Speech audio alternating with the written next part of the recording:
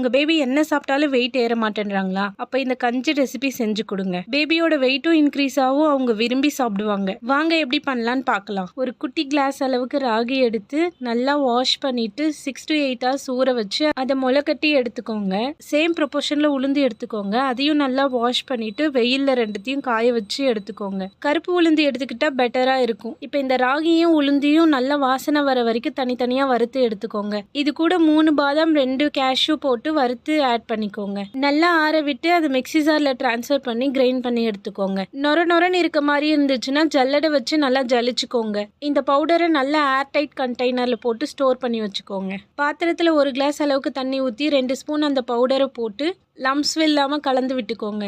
ஒரு 5 to 10 minutes அடுப்பில் low ஃப்ளேமில் வச்சு கைவிடாமல் கலந்து விட்டுக்கோங்க. இந்த கன்சிஸ்டன்சி வந்தது பவுலில் ட்ரான்ஸ்ஃபர் பண்ணி உங்கள் பேபிக்கு கொடுங்க. ரொம்ப விரும்பி சாப்பிடுவாங்க. இந்த மாதிரி யூஸ்ஃபுல்லான வீடியோக்கு மறக்காமல் சேனலை ஃபாலோ பண்ணிக்கோங்க. That's it guys, by.